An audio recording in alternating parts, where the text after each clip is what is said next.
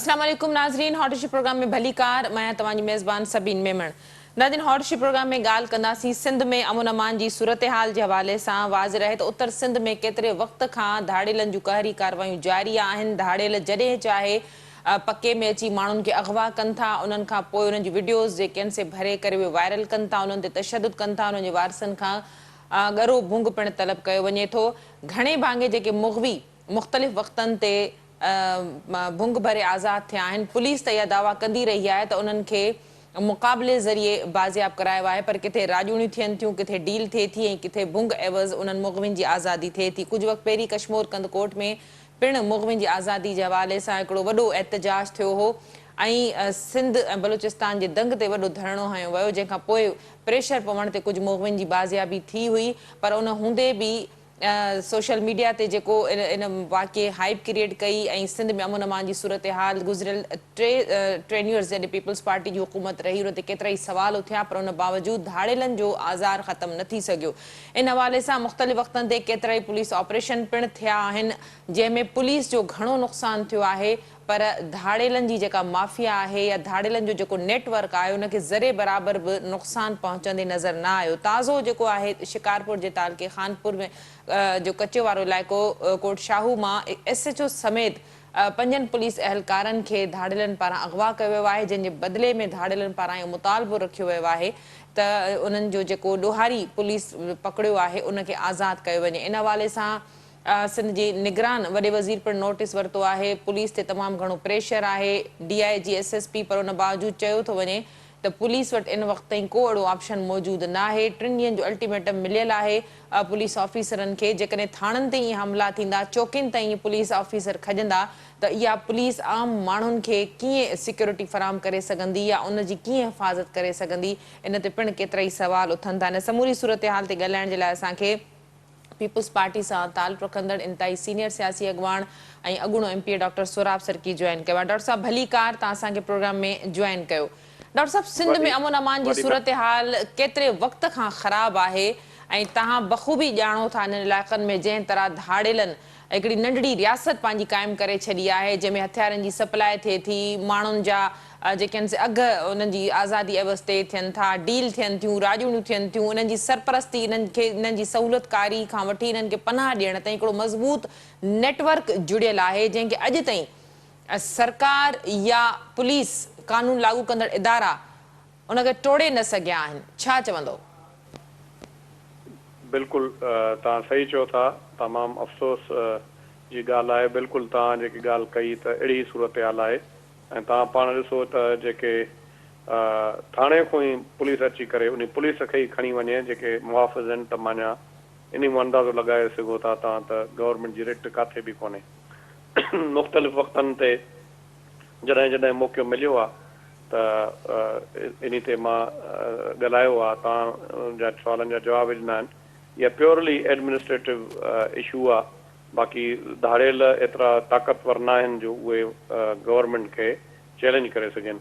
ऐं थोरी ख़बर पई त जेकी केयर टेकर गवर्नमेंट आहे ऐं पंजाब जे वज़ीर आला जी मीटिंग बि थी आहे, ऑपरेशन थियण वारो आहे, पर उन जा रिज़ल्ट जेके नज़र नथा अचनि त कोई बि अहिड़े क़िस्म जी ऑपरेशन जी का अॻुभराई कोन थी आहे।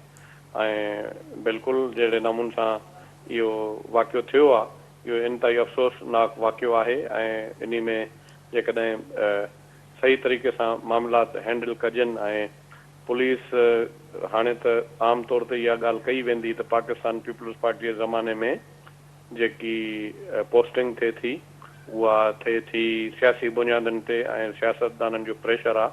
हालांकि हाणे जेकी हुकूमत आहे, केयर टेकर हुकूमत आहे, उनखे महीने खां वधीक टाइम गुज़री चुको आहे ऐं उन में को सियासी प्रेशर कोन्हे।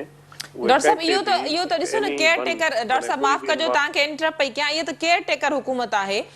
गुज़िरियल 15 सालनि खां वठी लाॻीतो पीपल्स पार्टी जी हुकूमत रही आहे ऐं हिकिड़ी वॾी ॻाल्हि आहे त 3 टेन्यूअर्स लाॻीतो पीपल्स पार्टी खे मिलनि, पर पीपल्स पार्टी सिंध मां धाड़ेलनि जो ख़ात्मो न आणे सघी। इन हवाले सां जेके माज़ी में इंक्वायरी थियूं, रिपोर्टूं आयूं, जेके पुलिस ऑफिसरनि जा ख़त साम्हूं आया जिन में मेंशन कया विया हुआ कुझु नाला, उन्हनि खे नालनि ते बि केतिरा ई तहफ़ुज़ात थिया त जेके सरपरस्ती कनि था, जेके चूंडियल नुमाइंदा आहिनि जिन जो होल्ड आहे उन्हनि इलाइक़नि में पुलिस ऑफिसरनि में जेके ब्लैक शीप्स आहिनि सियासी बुनियादनि ते उन्हनि जूं बदिलियूं मुक़ररियूं सभु मामला कंहिंखां ॻुझिया कोन्हनि के तव्हां नथा सम्झो त पीपल्स पार्टी जा 3 टेन्यूअर पीपल्स पार्टी जी बेड तरीन गवर्नेंस रही जो धाड़िलनि जो एॾो मज़बूत नेटवर्क जुड़ियो आहे सभिनि हिकिड़ो टाइम अहिड़ो हुयो उन में जमाली साहब IG हो जमाली हाणे मूंखे जो नालो यादि ग़ुलाम सरवर न ॿियो जमाली हो जी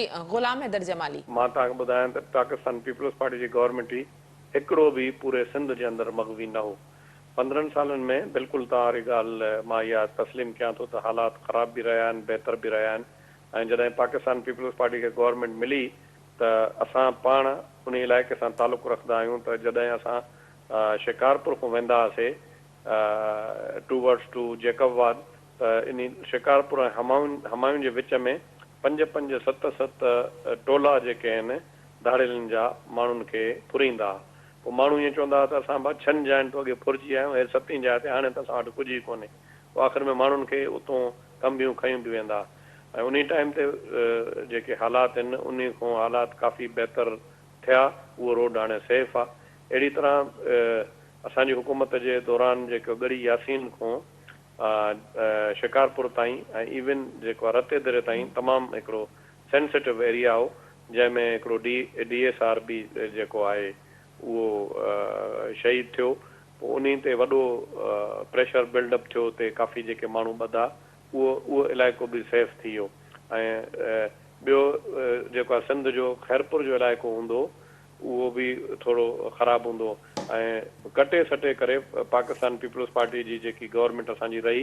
मां उनखे इहो नथो चवां त आइडियल पोज़ीशन हुई आख़िर में जेके असांजा 4-5-6 महीना जेके आहिनि उहे वर्स्ट हुया उन में ॾाढी हालत ख़राबु थी वई ऐं मां मुख़्तलिफ़ चैनल्स ते बि इहा ॻाल्हि कई जहिड़े नमूने सां वीडियो वायरल कया वञनि था या जेको तशदुद कयो वञे थो या नंढड़नि ॿारनि खे ॿियो त छॾियो उन टाइम ते तव्हां रोड त पंहिंजी जाइ ते सेफ न हा पर कंदकोट कश्मीर में त ईअं थियो त जेके घर खां ई खयूं वञनि पिया इहा जेकी पोज़ीशन थी उहा जेकी आहे त इन जे करे थी त जीअं तव्हां इहो ॻाल्हि कई त इहा हिकिड़ी डेक्सिस आहे उन में कुझु इन्फ्लुएंस माण्हू बि आहिनि उन में मेन जेको अथव जीअं तव्हां चओ था उन में पुलिस वारा जेके आहिनि उन में बिल्कुलु इन्वॉल्व साबित बि थिया आहिनि पर हाणे इहो त एडमिनिस्ट्रेटिवली प्योरली एडमिनिस्ट्रेटिवली जेकॾहिं इन खे हैंडल कजे त मुंहिंजे ख़्याल में इशू न आहे मां हमेशह इहा ॻाल्हि कंदो आहियां त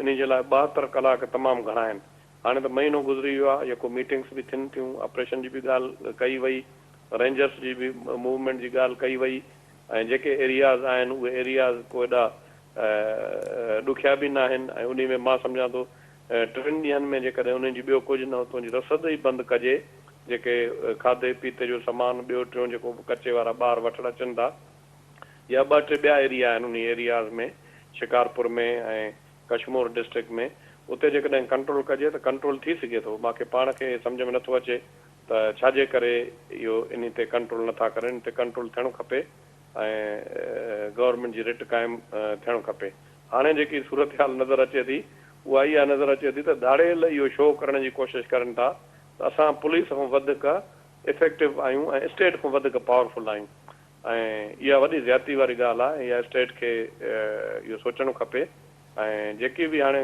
वक़्त जी हुकूमत आहे उन खे सख़्तु एक्शन खणणु खपे ऐं मां इहा ॻाल्हि कयां थो केर बि हुजे हमेशह मां इहा ॻाल्हि कई आहे इंक्लूडिंग मी जेकॾहिं सभु हुननि खे टेलीफोन आहे जो डेटा आहे जेकॾहिं कोई बि उन में सियासतदान ई जेकॾहिं इन्वॉल्व आहे मां सम्झां थो त इहो जेको जीअं असांजे चीफ ऑफ आर्मी स्टाफ इहा ॻाल्हि कई त दहशतगर्दी जीअं ख़तरनाक आहे रिश्वत बि पाकिस्तान जे लाइ मां सम्झां थो त जेकॾहिं इन सां जेकॾहिं माण्हुनि सां को माण्हू मिलियल आहे या इन्हनि जी जेकी मदद करे थो उहा जेके इहे ॿई दहशतगर्दियूं आहिनि उन खां बि वधीक ख़तरनाक दहशतगर्दी आहे जहिड़े नमूने सां ॿारनि जूं जेके वीडियो वायरल थियनि थियूं ऐं नंढड़नि छोकिरनि जूं जेके वीडियो वायरल थियनि थियूं इहे त ॾिसण जहिड़ियूं न आहिनि हिकिड़ी बम्बार्डमेंट थींदी आहे किथे जेको आहे माण्हू मरी वेंदो आहे उहा हिकिड़ी ॿी ॻाल्हि आहे जंग में ई वञ उहा ॿी शइ पर हे उन खां बि हिकिड़ी घटिया क़िस्म जूं जेके वीडियोज़ वायरल थियनि थियूं मूंखे इन में ॻाल्हि सम्झ में नथी अचे त इन शइ जो मक़सदु छा आहे, इन जो मक़सदु मूंखे अॼु ताईं सम्झ में न आयो आहे। डॉक्टर साहब इहो ॿुधायो त गुज़िरियल 15 सालनि में पीपल्स पार्टी जेके भी ऑपरेशन ज़ाहिरा पीपल्स पार्टी जी हुकूमत हुई, सॼी जेका एडमिनिस्ट्रेशन हुई अंडर हुई आईजी जी मुक़ररी जे हवाले सां नाला वेंदा हुआ, त हिकिड़ी मतिलबु मेच्योरिटी हिकिड़ी हम आहंगी हुई। उन बावजूद जेके भी ऑपरेशन थिया उहे नाकाम विया, उन्हनि में ॻरो जेको नुक़सानु थियो उहो पुलिस जो थियो, उन में पुलिस ऑफिसर जेके आहिनि से वॾे पैमाने ते शहीद भी थिया। ऑपरेशन जी नाकामियुनि जा कहिड़ा सबब हुआ? तव्हां न पिया सम्झो त इहे एफर्ट वठणु घुरिजनि हा त जंहिं बि इलाइक़े मां जेकॾहिं को माण्हू अगवा थिए थो त उन इलाइक़े जे चूंडियल नुमाइंदे जी ज़िम्मेवारी हुजे थी, उन खां पुछाणो कजे, सरदार आहे, बोतार आहे, वॾेरो आहे, पीर आहे, जागीरदार आहे, उन जी ज़िम्मेदारी हुजे हा त तॾहिं कुझु माठार थिए हा। ज़ाहिरा सरदारनि जी इन्वॉल्वमेंट जे हवाले सां बि काफ़ी शयूं साम्हूं आयूं। असल में सभिनि पहिरियों जेको हुयो असां वटि जेको निज़ाम हुयो उहो सरदारी निज़ाम हुयो, मां तव्हां सां एग्री कयां थो। उन में जेके सरदार खे मजिस्ट्रेट जा पावर हूंदा ऐं सरदार माण्हुनि खे सज़ा बि ॾेई सघंदा ऐं उन्हनि जो वॾो इन्फ्लुएंस हूंदो। हाणे हिते त सरदारी निज़ाम आहे कोन, जेको एक्चुअल सरदारी निज़ाम जंहिंमें उनखे जेके पावर्स आहे उहे आहिनि कोन। पर हाणे ख़ुदि साख्ता हर को चए थो बिल्कुलु असां पंहिंजे क़बीले जा सरदार आहियूं, छाकाणि त उहे ॾाढनि परॾाॾनि खां वठी सरदार थींदा अचनि था, त उहो हिकिड़ो सिस्टम आहे। अदरवाइज़ मां नथो सम्झां त हाणे को अहिड़ो को सरदारी निज़ाम एतिरो मज़बूत आहे जो सरदारी निज़ाम जे तहत जेको सरदार जी जेकी अॻे इज़त हूंदी या जेको मान हूंदो या इवन जेकी आहे न्याणी जी इज़त कंदा, जेके धाड़ेल या नंढड़े ॿार जी इज़त कंदा, सैयद जी इज़त कंदा, इन्हनि जेके जंहिंजा मां नाला वरिता, जेको चङो मुड़ुसु हूंदो, इन्हनि खे इवन जेकॾहिं को धाड़ियल रोड ते बीठो हूंदो त उन्हनि खे ॾिसी करे उन्हनि खे फुरींदो बि कोन हो। पर हाणे मां तव्हांखे ॿुधायां त खोड़ अहिड़ा सरदार आहिनि, उन्हनि जा मां नाला बि खणी सघां थो, उहे पाण फुरिया आहिनि। न सिर्फ़ु पाण फुरिया आहिनि पर उन सां फैमिली गॾु हुई, त फैमिली सां गॾु बि माण्हुनि धाड़ियलनि उन्हनि खे फुरियो आहे। त हाणे उहा त रिट आहे कोन। बाक़ी तव्हां गवर्नमेंट आहे, जेकॾहिं कोई बि सरदार उन में इन्वॉल्व आहे त उन्हनि खे सॼी डेटा मिलियल आहे, उन्हनि खे ॿधनि, उन्हनि खे छो था स्पेयर करनि। हाणे पहिरियों त चलो चइनि पिया पाकिस्तान पीपल्स पार्टी जी आहे का हुकूमत, उन में इन्वॉल्वमेंट आहे। पाकिस्तान पीपल्स पार्टी पंहिंजे तरफ़ां अतुल इम्कान कोशिशि कई ऐं मां तव्हांखे ॿुधायुमि त अहिड़ी हालत हुई जो माना सखर खां शिकारपुर ताईं ट्रेवल न करे सघंदो माण्हू। पूरे सिंध में ख़ासि करे दादू वारो रूट मां तव्हांखे ॿुधायां, इवन मेरान हाईवे, माना को सिंध जो अहिड़ो एरिया कोन हो जेको सेफ हुयो।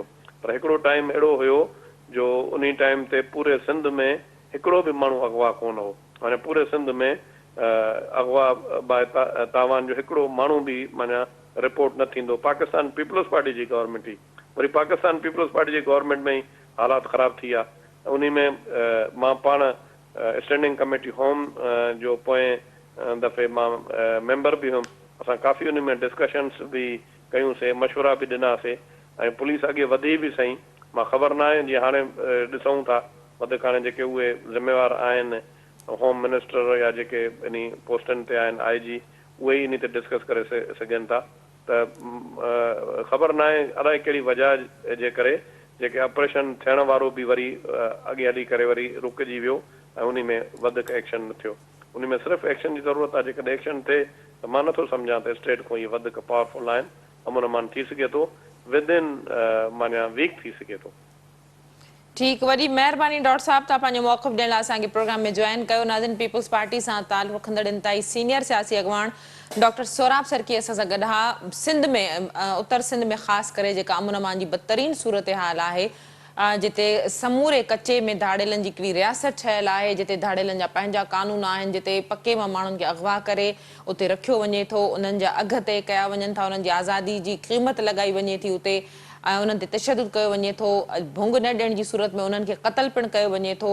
ऐं हाणे त माण्हू जॾहिं अगवा कया वञनि था त डील जे बदिले डील थिए थी।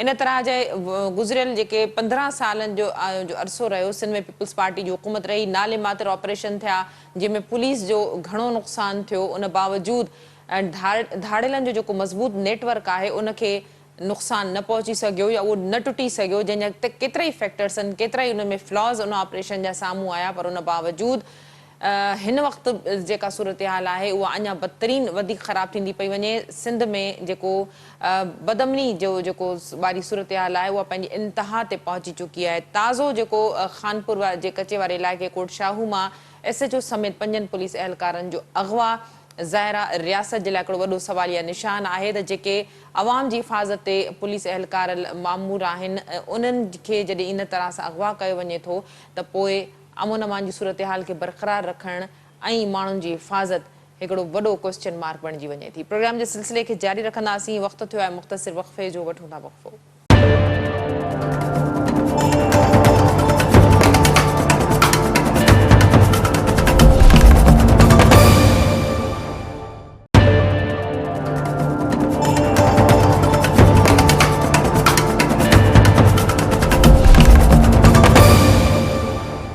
वेलकम बैक नाज़रीन। प्रोग्राम जे सिलसिले खे अॻिते वधाईंदासीं। ॻाल्हि कंदासीं 12 अक्टूबर जे हवाले सां। वाज़ रहे त 12 अक्टूबर 1999 ते अॻूणे वज़ीर आज़म नवाज़ शरीफ़ जी हुकूमत ख़तमु कई वई। नवाज़ शरीफ़ खे गिरफ़्तार कयो वियो हो ऐं परवेज़ मुशर्रफ जेको आहे सो हिकिड़ो चूंडियल वज़ीर आज़म सां इन तरह जो सलूक कयो। इन ते बि ॻाल्हाईंदासीं। इन खां अलावा ॻाल्हि कंदासीं त उहो ई वज़ीर आज़म जेको न फेज़ मां गुज़रियो उन खां पोइ हाणे उहो ई साॻियो अॻूणो वज़ीर आज़म नवाज़ शरीफ़ 21 अक्टूबर ते वतन वापसि अची रहियो आहे। इन हवाले सां नून लीग जो मौक़िफ़ आहे त वज़ीर आज़म अॻूणे वज़ीर आज़म जी जेका वापसी आहे मुल्क जी ख़ुशहाली सां ॻंढियल आहे, मुल्क जी मईशत जी बहाली सां ॻंढियल आहे। इन हवाले सां अॼु राणा सनाउल्ला बि ॻाल्हि कई, अॻूणे वज़ीर आज़म शहबाज़ शरीफ़ बि ॻाल्हि कई। इन ते बि ॻाल्हि ॿोल कंदासीं। गॾोगॾु निगरान वज़ीर आज़म जे हवाले सां ॻाल्हि ॿोल कंदासीं।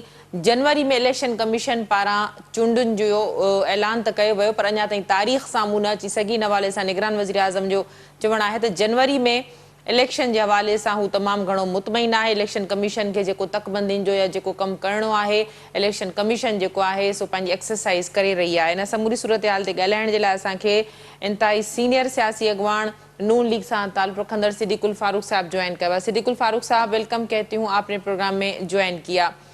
सिद्दीकुल फारूक साहब, सबसे पहले बात करेंगे 12 अक्टूबर 1999 की। क्या कहिएगा जब उस वक्त के मुंतखब वज़ीर आज़म के साथ इस तरह का सलूक किया गया, उनकी हुकूमत ख़त्म की गई, उनको गिरफ्तार किया गया? बिस्मिल्लाहिर्रहमानिर्रहीम, बहुत शुक्रिया। बात यह है कि ये पाकिस्तान में एक से ज़्यादा दफ़ा हुआ और आखिरी दफ़ा तो नवाज़ शरीफ साहब ने इस 12 अक्टूबर के मुजरिम के खिलाफ आर्टिकल 6 के तहत FIR भी दर्ज करा दी थी और वो मामला चल रहा था। अगर उसमें सज़ा हो जाती तो पाकिस्तान में ये बाब हमेशा के लिए बंद हो जाता। लेकिन फिर एक मरतबा वही, जैसे कि बाजवा साहब ने कहा, 70 साल से एस्टैब्लिशमेंट का मतलब कि फौजी जो हैं ये मुदाखलत कर रहे हैं सियासत में, तो उन्होंने फिर मैनेज कर लिया इधर उधर करके, अदालतों से इधर से उधर से, और वो उसको सज़ा ना हुई जी। और खैर वो मुल्क से तो बाहर रहा और जब मुल्क से बाहर फौत हुआ तो वो आया, उसकी वो इज्जत तो फिर न रही। लेकिन जो क्रॉमवेल के साथ जिस तरह एक आज़ाद बरतानवी कौम ने, अंग्रेज कौम ने किया सलूक, अगर वैसा सलूक हो जाता तो अच्छा था।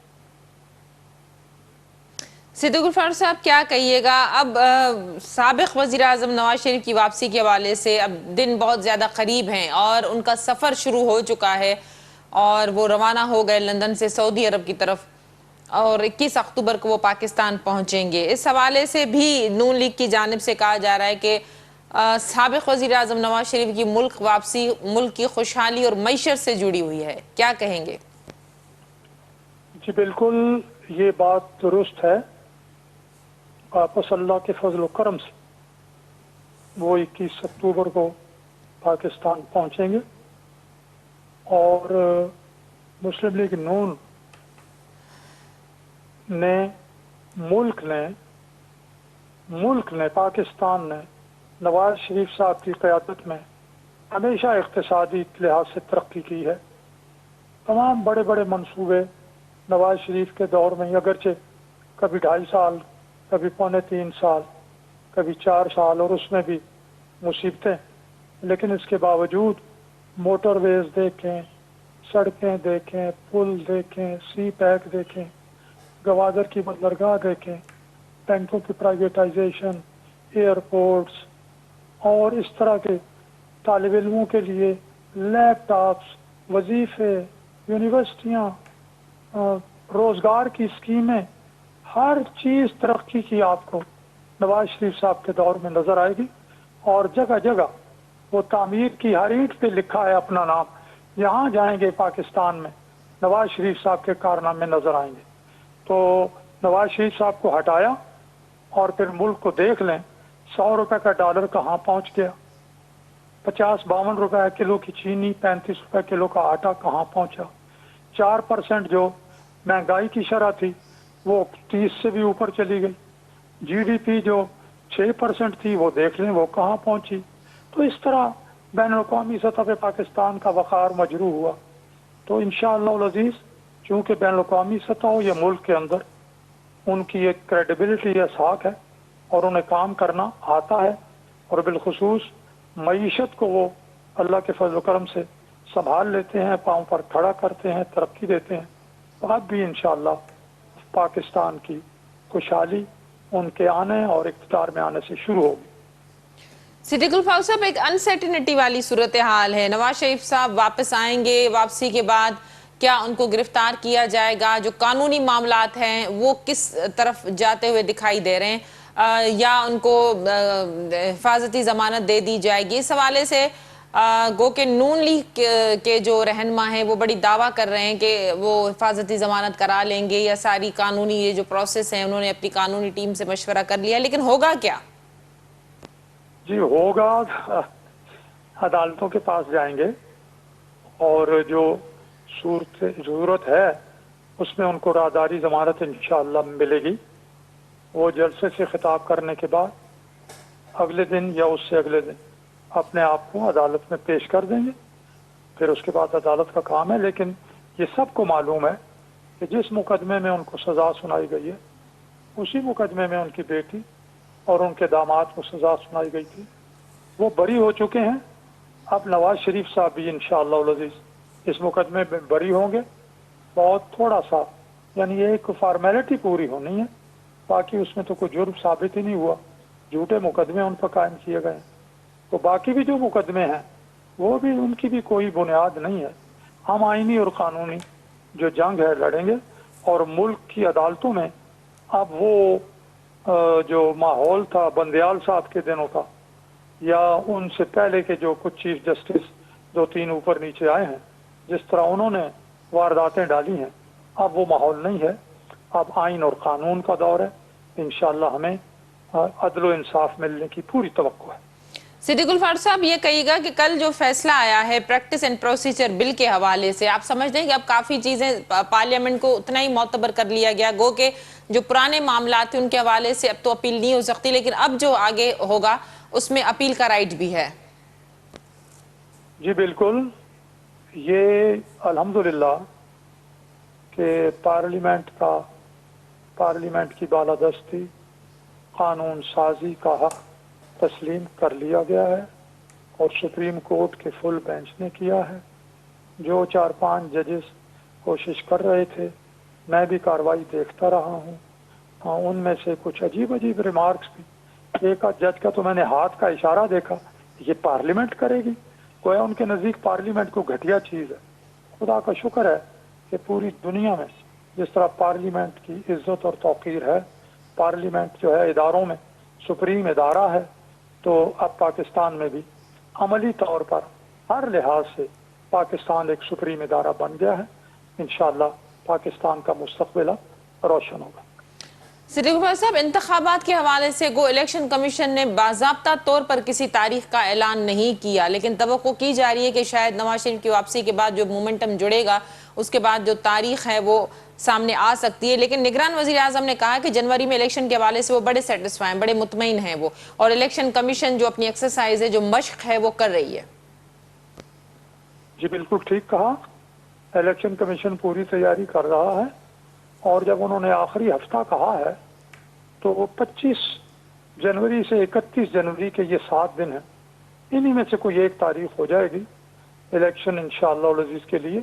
और मेरा ख्याल है कि इसको ज़्यादा मुतनाज़ा नहीं बनाना चाहिए।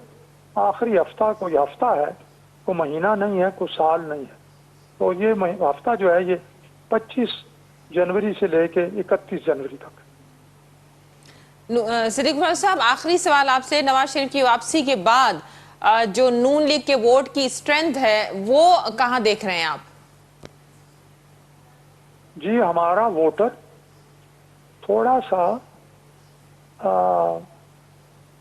दिल शिकस्ता हुआ था, वो मियाँ साहब, और लेकिन अपनी जगह पर कायम था। मियाँ साहब के आने से उन्हें नया हौसला मिलेगा और हमारा वोट बिल्कुल बहाल हो जाएगा। बल्कि अब हमें वोट बैंक बढ़ने की उम्मीद है, इसलिए कि तहरीक-ए-इंसाफ ने अमलन बहुत मायूस किया है हर महाज पर, और अब उनकी पार्टी भी जो है वो तितर बितर हो चुकी है। ये पार्टी अब मुल्क को लेके चल नहीं सकती। इमरान खान के जराइम दिन ब दिन सामने आ रहे हैं। तो इसलिए इंशाअल्लाह उल अज़ीज़ हमें यकीन है अल्लाह के फजल करम से कि हमारा वोट बैंक बढ़ेगा और आने वाले इंतखाबात के नतीजे में मुस्लिम लीग नून को शानदार कामयाबी मिलेगी। बहुत शुक्रिया सिद्दीकुल फारूक साहब, आपने अपना मौक़िफ़ देने के लिए प्रोग्राम में ज्वाइन किया। नाज़रीन, नून लीग सां ताल्लुक़ रखंदड़ इंतहाई सीनियर सियासी अॻवान सिद्दीकुल फारूक साहब असां सां गॾु। उन्हनि जो चवणु हो त उन्हनि जो जेको वोटर आहे उहो मायूस ज़रूर थियो आहे, पर वोट जी बहाली तॾहिं वधीक मज़बूत थी वेंदी जॾहिं अॻूण वज़ीर आज़म नवाज शरीफ वतन वापसि वरंदो। वाज़िर आहे त अॻूण वज़ीर आज़म नवाज शरीफ 21 अक्टूबर ते वतन वापसि वरी रहियो आहे। इन हवाले सां नवाज शरीफ जी वापसी जो सफ़र शुरू थी चुको आहे, सऊदी अरब पहुची चुको आहे, जंहिंखां पोइ कुझु ॾींहं तरसण खां पोइ अॻूण वज़ीर आज़म नवाज शरीफ दुबई में कुझु ॾींहं गुज़ारींदो। उन खां पोइ 21 अक्टूबर ते नवाज शरीफ वतन वापसि ईंदो, जंहिंखां पोइ जलसे खे ख़िताब कंदो, अदालतनि में पाण खे पेश कंदो। ऐं नून लीग खे उमेद आहे त जेका रियायत केसनि में, जंहिं हवाले सां केसनि खे डील कयो वियो साॻियनि खे, मरियम नवाज़ सां ऐं ॿियनि सां, उहा ई जेका रियायत आहे, उन ई तरह जी जेका डील आहे उहा नवाज शरीफ खे पिणु इन जी मिलंदी। वाज़िर आहे त हिन वक़्तु जेका अदालती सूरत हाल, अॻूणो चीफ जस्टिस बिंदियाल जे वञण खां पोइ नून लीग जे अॻवान पाण मुरादो वतन वापसि वरण जो ऐं केसनि खे मुंहुं ॾियण जो, कानून खे फेस करण जो फ़ैसिलो कयो आहे। अॼोके प्रोग्राम जो वक़्तु पिण ते पंहिंजी पुॼाणी ते पहुतो। ईंदड़ प्रोग्राम ते ॾींदा इजाज़त। अल्लाह वाही।